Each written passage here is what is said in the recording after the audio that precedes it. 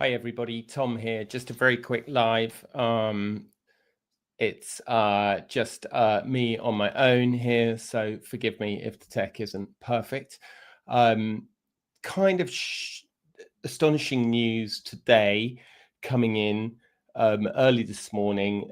We actually kind of were knowing about it yesterday evening. Some people were starting to talk about it. Some sources were telling me that Meghan Markle's father, Thomas Markle, has had his leg amputated in a horrific medical emergency in the Philippines, where he moved to be able to afford the cost of living, basically, and to get away from the sort of wall-to-wall coverage of Meghan.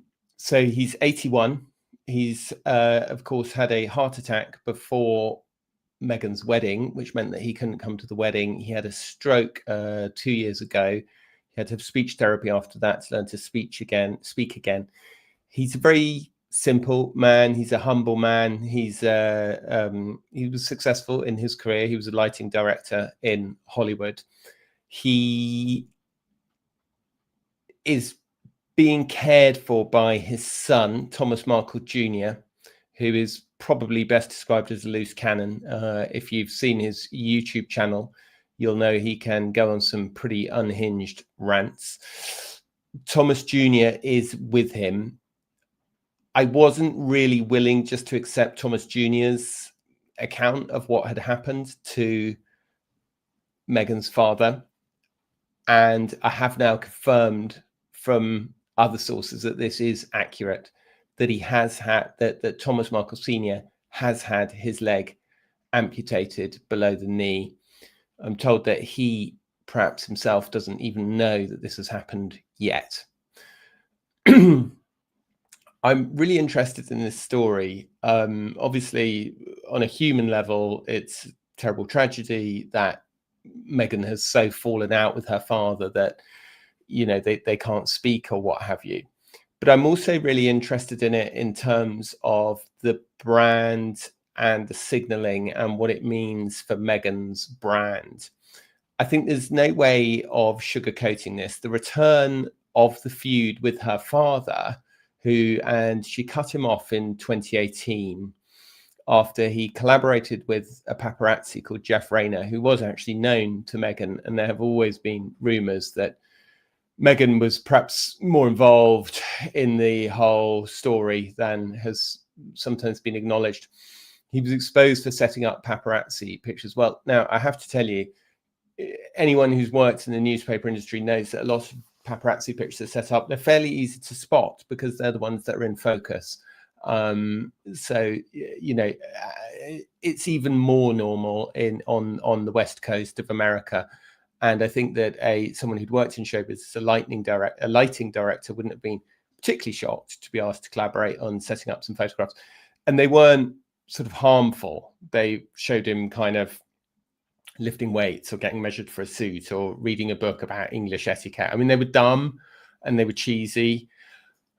But then with the whole fallout from that, he then had a heart attack, missed the wedding. Charles had to walk Meghan down the aisle. Meghan then wrote him a long letter, which was the subject of a Daily Mail court action. The Daily Mail published excerpts of the letter. The Daily Mail argued that Meghan had always intended it to be published. Meghan denied that, and Meghan won on a summary judgment, which meant it never went to court. That doesn't alter the fact that they are understood not to have spoken since after the wedding. That was, I am told, the last time that they spoke. Both sides say they've tried to contact the other. Both sides say they've been ignored. My point really is that this is a really serious blow to Meghan's brand, especially with the new holiday edition of her Netflix show with Love Meghan, which came out yesterday, the day before.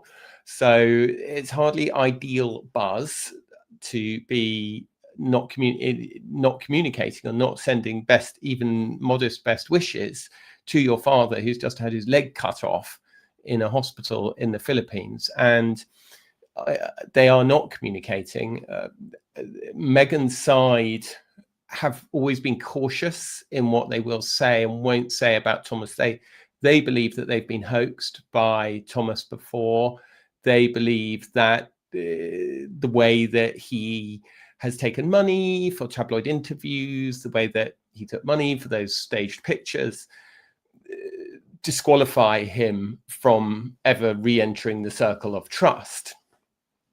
That may be true. That may or may not be true. I don't know for a fact exactly what Thomas has done or what he hasn't done, or what he's promised or what he's not promised, or what he's gone back in. What I do know without doubt is that her abandonment of Thomas Markle, and I was told this morning, I asked her people, would they be making a comment? The answer came back, no. What interests me, I suppose, is not so much the mushy human story. And I know if you saw Paula on yesterday, Paula was talking about how she feels very strongly about the human side of this, and the fact that he raised her, he paid for her to go to college, he got her the jobs and those kinds of things.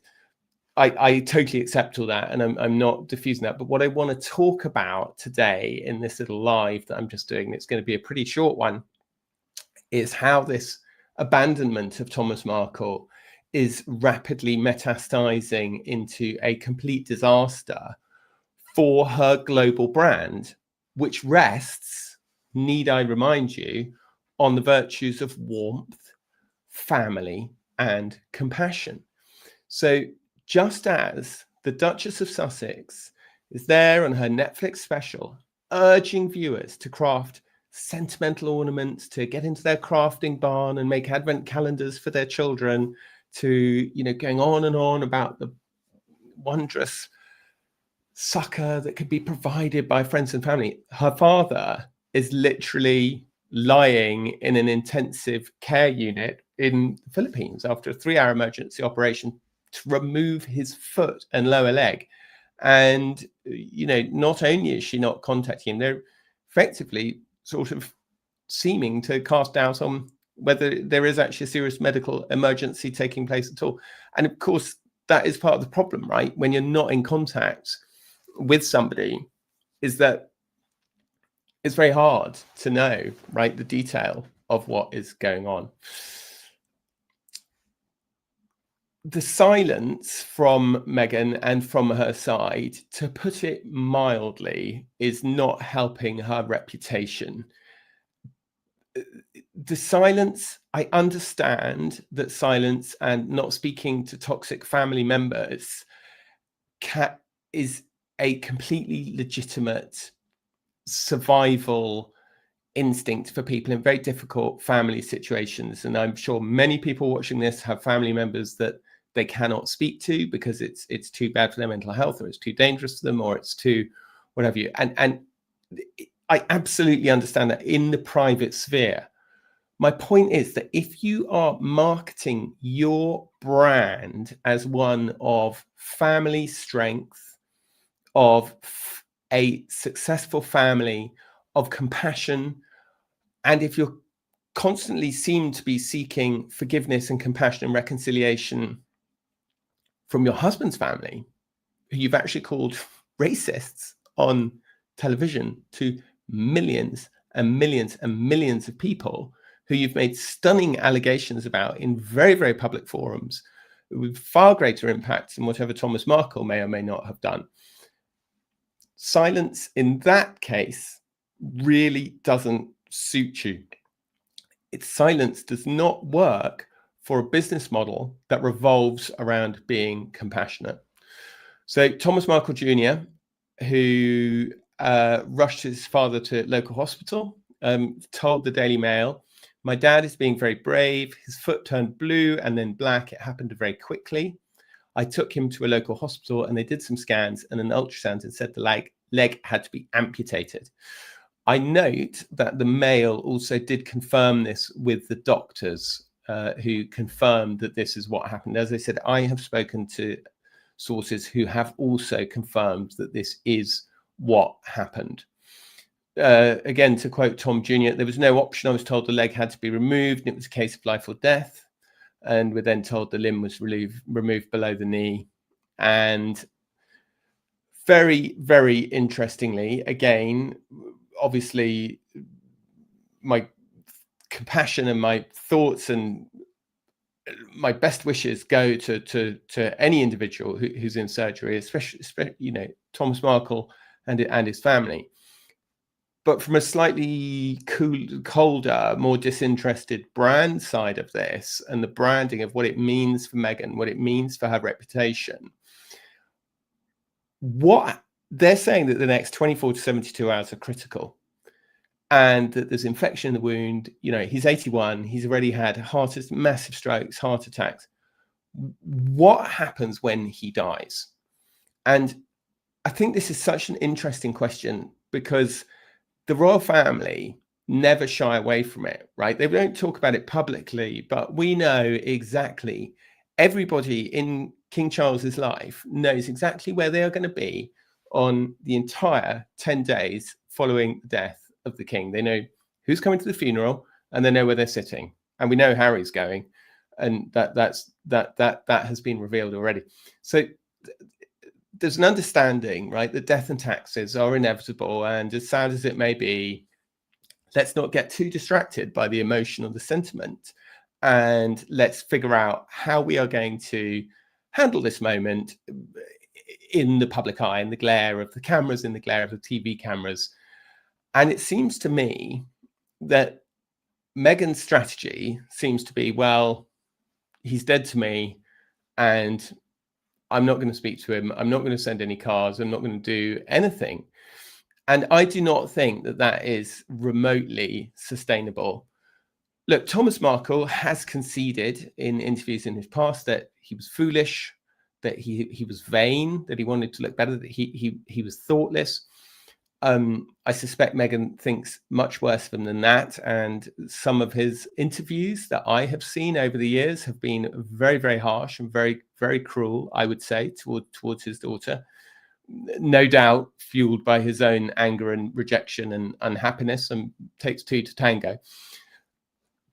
None of that changes the fact that a refusal to forgive a seriously ill person who raised you, who raised you single-handedly from the age of 11 to 18, who drove her to auditions, who bankrolled her private schooling. Yeah, sure. Okay, he staged some paparazzi pictures. He lied to her about it. He did interviews. He collapsed. He missed her wedding. But ultimately, if you are marketing yourself as the embodiment of compassion, and you are preaching compassion, it's completely not sustainable. And yeah, sure, Thomas Markle Jr., sure, he spent years monetizing his sister's notoriety. He's got a YouTube channel now, which he openly says in it, is about making some money. And he pretty vile things he's saying about Meghan that I won't repeat, because he's inciting violence against her, which I think is completely unacceptable and frankly undermines his own case.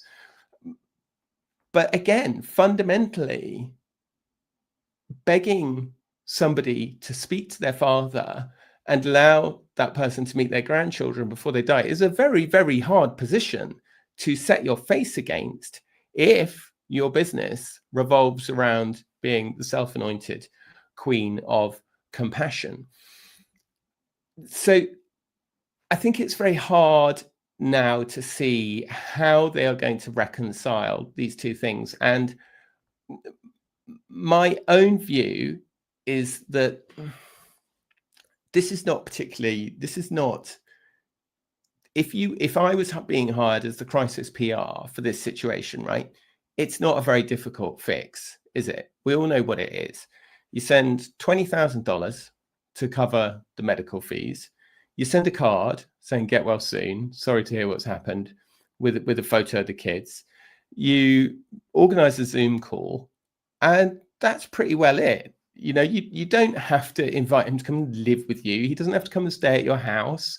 If you genuinely believe he cannot be trusted, you keep him away from your children. That's I don't think anyone would particularly object to that. But you just have to look like the bigger person. Just just saying nothing, saying absolutely nothing, is a horrible, horrible strategy. And interesting, it was the strategy they used in the run up to the royal wedding. They just said nothing for days and days and days. And preaching about honoring family stories on your glossy Netflix stage while not picking up the phone to speak to your father is a disconnect that is completely unsustainable if your commercial value is rooted in sincerity. It's completely unsustainable. I'm sure that were they Sussex side to articulate their argument, they would say, that boundaries can be healthy. They would say that forgiveness does not always require contact, right? There's not always an amends to be made in connection with your own forgiveness of somebody. Forgiveness is often can be couched as an inside job. They could say that he's proven himself so untrustworthy over the years, it would be foolish and unwise of them to allow him back into any form of circle of trust. And I'm sure all those things can be valid. But the real reality of this is that Meghan is in a very vulnerable position. The TV career is not going well. The PR campaign is not going well. And global audiences, I don't think, are particularly invested in weighing up the fine points of sort of your trauma-informed boundaries. I just don't think they are. They're just seeing a sick old man who's had his leg chopped off and wants to meet his grandchildren before he dies. And we're not even seeing the most minimal gesture of kindness or forgiveness from Meghan. There's Harry joking around with Stephen Colbert on TV, giving his lectures to real estate agents in Canada, telling them they've got to be authentic and they've got to be this. And, I'm not saying they have to forget every site. They don't have to forget everything that he's done. But this isn't really about what Thomas Markle deserves or doesn't deserve. This is about what you, as the self-anointed face of modern empathy, ought to do. And it's about what your public image and your business can tolerate you not doing. I think that I think it would be very easy. I think it's a very easy fix. It's a card in the post, it's a contribution towards medical bills, and it's a Zoom call. I don't understand why they just cannot do it. Now, I'm going to have a look at some of your comments here. Thank you so much. I'm astonished to see that so many of you wonderful people have come. Let's have a look at this. Thomas says his oldest son is his only caregiver. It's hard being a sole caregiver, I know, because I've been one at an even younger age than her brother. So I wanted to highlight this because I just wanted to say, look, it's Thanksgiving and Christmas, and carers have an unbelievably difficult job. I do not know how you are able to do it. PDT 0328 and all those millions of other people around the world who look after seriously ill relatives. Thank you so much to all of those people who do that. You are incredible, incredible people. Let's just have a look at some of the other comments that are coming in. There's a lot of comments coming in. Okay, so this I think is a really interesting point by DJ Intuition. Are you a DJ Intuition? Who knows? Her massive ego and vindictiveness stopped this humanitarian of the year from being the bigger person. She's so exhausted from years of performing compassion that she has compassion fatigue. So I think this is a very interesting comment because, as we know, earlier this year, they accepted this award of humanitarian of the year. And, I said at the time, I thought it was ridiculous. Like, clearly they're not the humanitarian. Clearly they're not the humanitarians of the year. But there's an old expression, isn't there? Charity starts at home. So I think we need to see a bit of that attitude from Meghan, and I don't think it's too late. MS Wendy Stephen, yeah, like, I mean, it's not a, maybe you're too kind to me. It may not be perfect, but it's not a bad solution, is it? I mean, if she sent a few bucks and did that, I mean, I'm sure she'd be criticized and people would say, oh, she's just doing it for show, or this, that, or the other. But at least it would be something. At least it would be something. Now, there's something else that I wanted to highlight. Sorry, forgive me. Okay.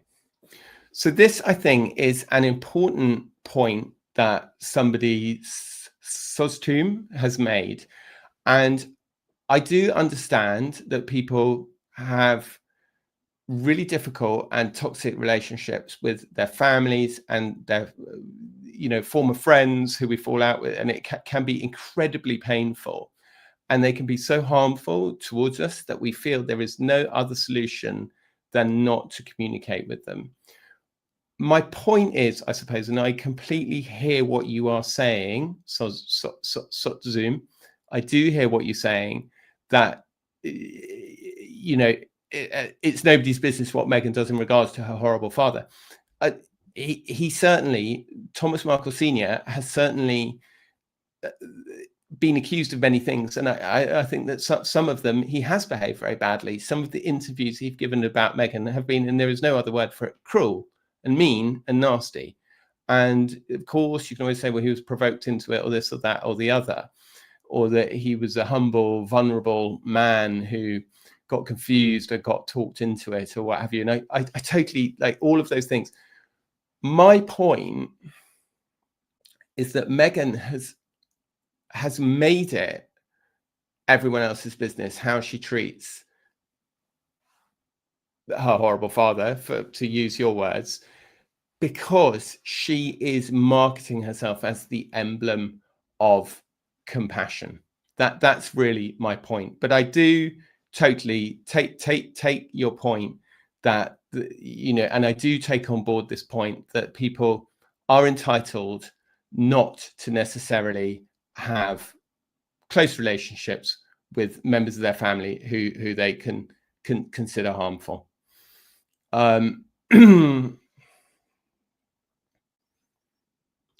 then this is one other thing I want to say.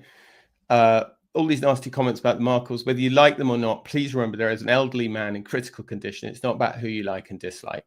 And of course, yes, that is the absolute thing that we mustn't forget. At the core of this, there's a person in a very severe medical condition in a foreign hospital, no doubt feeling very lost and very lonely and very confused. And I think that it is important to remember that there is a human being at the heart of all this, but at the same time, there is also a global brand at the heart of all this that is not benefiting particularly from what is going on. So thank you so much, everybody, for coming. I really have been blown away. As I always say, the deal's really simple. If you subscribe and you like and you keep watching the videos and keep sharing it and get it out to other people, I can keep doing this for free. Thank you so much for being with us. Just a very quick one today. Oh, longer than I thought. Goodness me, 24 minutes. Well, look, thanks very much for giving up your valuable time. It's a really wonderful community we are building here. And no doubt if I had my producer, he'd be putting all the things on the screen going, like, subscribe, do this, do the other. It's quite nice not having them, isn't it? Quite nice not having any pictures. So look, there we go. Thanks a million, guys. Goodbye. I'd try that again. Thanks a million. Thanks a million, guys. Goodbye.